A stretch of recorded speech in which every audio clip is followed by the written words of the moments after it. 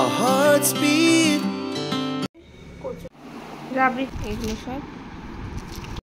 Welcome back to my channel. আশা করি তোমরা সবাই খুব ভালো আছো, সুস্থ আছো। তো আজকে শুক্রবার, আর হচ্ছে ওর বাবা তো এখনও আসেনি কলকাতার থেকে, শনিবারে আসবে। এখানকে আমি বাসে উঠিয়ে দিয়ে আসলাম। তো এখন একটু ফ্রেশ ট্রেশ হয়ে এই কয়েকটা রিলস বানাবো। দেখো সারাদিন ধরে বৃষ্টি হচ্ছে, মানে সেই রাতের থেকে শুরু হয়েছে, থামার নাম নেই।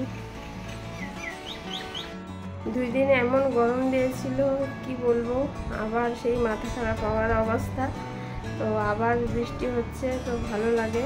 কিন্তু একদম যদি পরপর বৃষ্টি হয় তখনই মানে কি বলবো, গা ঘিন করতে থাকে। বর্ষাতে মানে পচে গেলাম এই অবস্থা হয়ে যায়। তো একটু বৃষ্টি একটু গরম ঠিক আছে, ওই প্রত্যেক দিন বা এক সপ্তাহ ধরে বৃষ্টি বা 10 দিন ধরে বৃষ্টি, ওরকম একদম ভালো লাগে না। বাড়ির থেকে কোথাও বের হওয়া যায় না, সারাক্ষণ ঘরের মধ্যে, জামা কাপড় শুকোয় না। এখন আমি জামা টামা ছেড়ে তারপরে একটু ব্রেকফাস্ট করে খেয়ে দিয়ে নিলাম। খেয়ে দিয়ে নিয়ে এখন ঢুকে গেছি রান্নাঘরে। আজকে করবো কচুর শাক আর ট্যাংরা মাছের ঝোল, কারণ ওর বাবাও নেই, তা আমি আর ছেলেই খাবো, তাই 2 পদই রান্না করবো, ওতেই আমাদের হয়ে যাবে। এখানে ভাত বসিয়ে দিয়েছি, এখানে কচুর ডগাগুলোকেও সিদ্ধ করতে বসিয়ে দিয়েছি। কচুর শাকটা করবো, তার জন্য কালো জিরা, কাঁচা লঙ্কা আর একটু রসুন ফোড়ন দিয়ে দিই।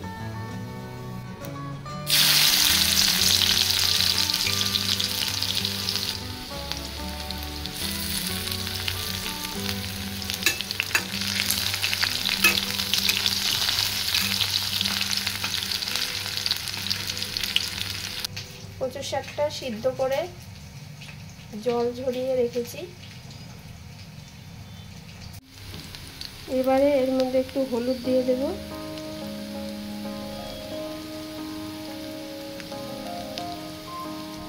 আর একটু লবণ দিয়ে দেব।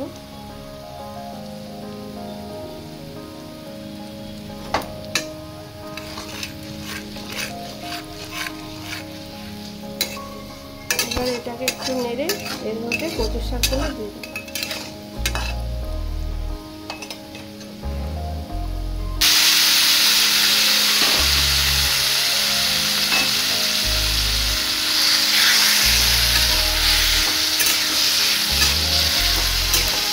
এবার এটাকে ভালো মতো ভেজে তার মধ্যে একটু শেষের দিকে ভাজা হয়ে গেলে একটু চিনি দিয়ে দিই, তাহলেই হয়ে যাবে কচুর শাক।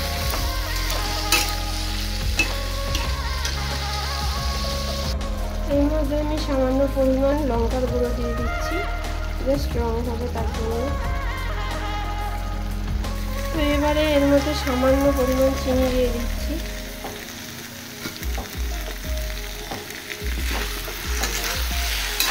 চিনিটা দিলে স্বাদটা মানে ব্যালেন্স হয় আর কি, লবণ আর চিনির সাথে।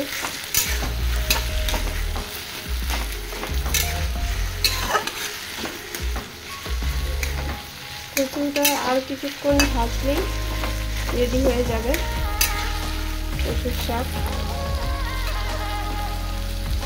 এই যে এখানে আমার কচুর শাকটা ভাজা হয়ে গেছে। কচুর শাক এখানে করেছি ট্যাংরা মাছের ঝোল, আলু পেঁয়াজ দিয়ে, কালো জিরা ফোড়ন দিয়ে, ধনেপাতা দিয়ে ট্যাংরা মাছের ঝোল করেছি, ঝাল কম দিয়ে, যাতে ছেলেও খেতে পারবে আর আমিও খেতে পারবো। রিশানের ম্যাম এখনই গেল পড়িয়ে উঠে। আজকে প্রত্যেকদিন 2:30টা না হলে 4টার সময় আসে, আজকে 5:30টার সময় এসে 7টা অবধি পড়িয়ে গেল। তো 1 তারিখ থেকে তো পরীক্ষা, কি করবে কে জানে। আগামীকাল সকালে হচ্ছে ওর আছে হচ্ছে আর্ট, তো এখনো আর্ট করতে বসবে। তারপরে আবার পরীক্ষার পড়া আছে, সেগুলো করবে। ওরও তো অনেক চাপ যাচ্ছে বুঝি, কিন্তু কিছু করার নেই, পড়াশোনা করতেই হবে। আবার ওর বাবাও আর চলে আসবে সকালবেলা। তোমাদের সাথে শেয়ার করা হয়নি যে গত পরশু, মানে ওর যেদিন হ্যান্ড রাইটিং ছিল সেই দিন হ্যান্ড হ্যান্ডরাইটিং ক্লাসে গিয়েছিল, তো ওই সময় আমি একটু মার্কেটে গিয়েছিলাম কয়েকটা জিনিস কিনতে, তো তোমাদের সাথে সেটাই শেয়ার করব। তো যেহেতু আমি সময়টা খুব কম ছিল তাই ভিডিও করতে পারিনি, জাস্ট কিনে নিয়ে চলে এসেছি। ওঠে ঈশানের খিদা পেয়ে গেছে, তো এখন বানাবো হচ্ছে রাবড়ি। আমি মানে এবার হচ্ছে মাসকাবাড়ির জিনিসে এই গিটসের এই রাবড়িটা কিনে আনছিলাম, কিছুই না, গরম জলের মধ্যে গুলে তৈরি হয়ে যাবে এই রাবড়িটা। এখন এটাই বানিয়ে দিব, চটজলদি খাওয়ার, আমিও একটু খাবো সাথে। এই যে এবার প্যাকেটের এক সাইড কেটে নিয়েছি, তো এবার হালকা গরম জল করে নিয়েছি, এর মধ্যে এবার এটা দিয়ে দেব।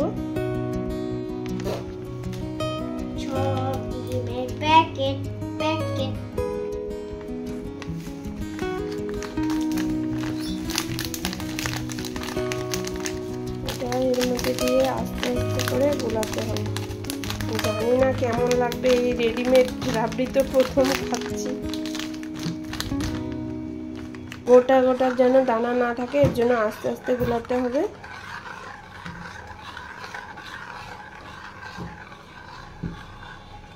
একটু ঘন হয়ে গেলেই এটা নামিয়ে ফেলতে হবে। দেখতে পাচ্ছ কতটা ঘন হয়ে গেছে।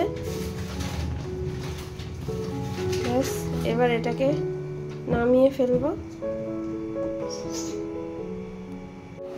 রাবড়িটাকে বাটিতে সার্ভ করে নিয়েছি, তো এবার একটু জাস্ট ঠান্ডা হতে দিব। ঠান্ডা হয়ে গেলেই রাবড়ি রেডি।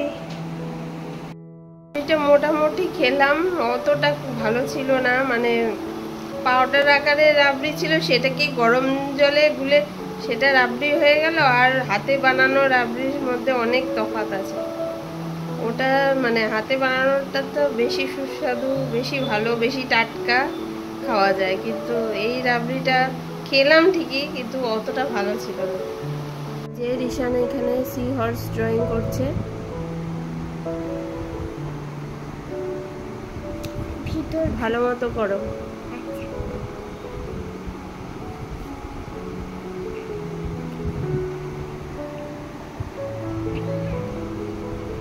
যে মার্কেট থেকে আমি কিনে এনেছিলাম কোমরে পরার জন্য একটা কোমর বন্ধ,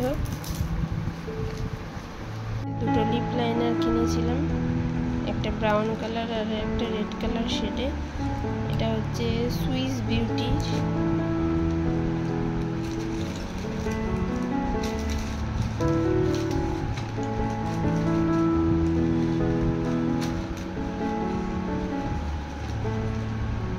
দুটো সেফটি পিনের পাতা কিনেছি, দুটো ক্লিপের পাতা কিনেছি, দুটো কাটার পাতা।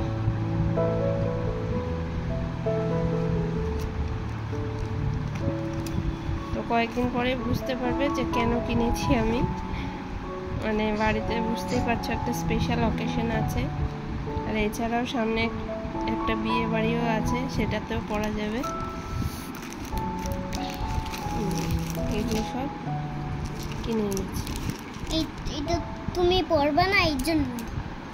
ফ্রেন্ডস, আজকের ব্লগটা এই পর্যন্তই। ব্লগটা ভালো লেগে থাকলে অবশ্যই আমার চ্যানেলটাকে সাবস্ক্রাইব করো, লাইক করো, শেয়ার করো, কমেন্ট করো। So guys, bye. Our hearts beat